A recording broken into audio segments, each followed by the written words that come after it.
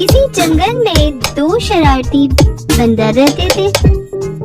उनके अम्मी अब्बू उन्हें बहुत समझाते कि इस तरह शरारत नहीं करनी चाहिए जिससे दूसरे जानवर हमसे परेशान हो, और ना किसी को तकलीफ देनी चाहिए। लेकिन वो दोनों तो सुनने वाले नहीं थे। वो कभी किसी जानवर की दुम खींचते, कभी किसी का खाना चुरा लेते, कभी किसी के ऊपर जंगली फल फेंक कर मारते, मुख्तलिफ किस्म की शरारत करते रहते थे। एक दिन वो दोनों नहर में नहा रहे थे कि वहाँ एक जिराफा आया पानी पीने। दोनों शरारती बंदरों को शरारत सूझी। उन्होंने उस पे पहले पानी फेंका, लेकिन जिराफा बहुत समझदार था। उसने गुस्सा नहीं किया।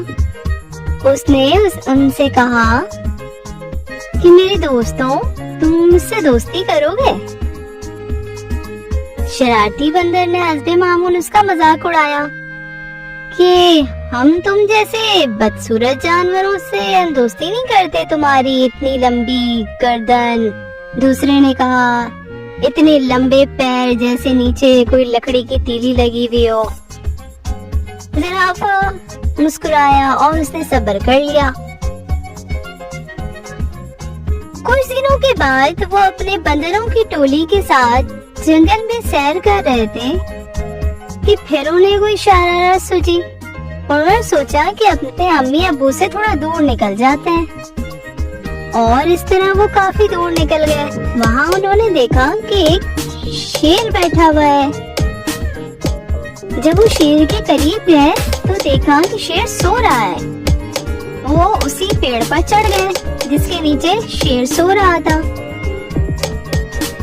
और दरख्त के ऊपर से कुछ जंगली फल फेंककर शेर को मारा।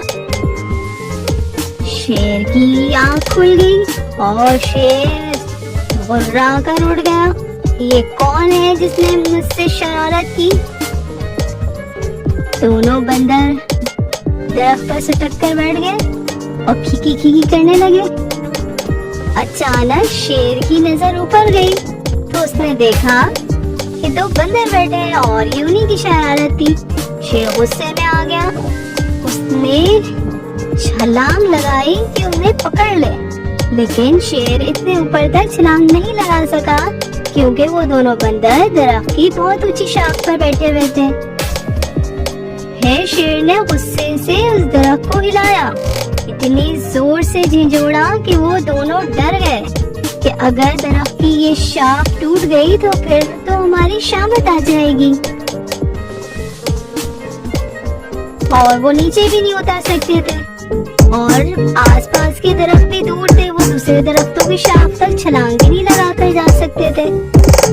फिर अचानक उन्होंने देखा कि वही लंबी गर्दन वाला जिराफा दरख्त के दूसरे साइड खड़ा हुआ है, और वो उन्हें देखकर समझ गया कि इन लोगों को मदद की जरूरत है। तो उसने कहा, मेरे दोस्तों, तुम मेरी गर्दन से मेरे पीठ पे आ जाओ और मैं तुम्हें इस जगह तक यहाँ से पहुँचा दूंगा जहाँ से तुम अपने अम्मी अब्बू के पास चले जाना। ये सुनकर वो दोनों बंदर पहले तो शर्मा गए कि हमने इसका इसी लंबी गर्दन का और टांगों का मजाक उड़ाया था, लेकिन उनके पास इसके अलावा और कोई चारा नहीं था।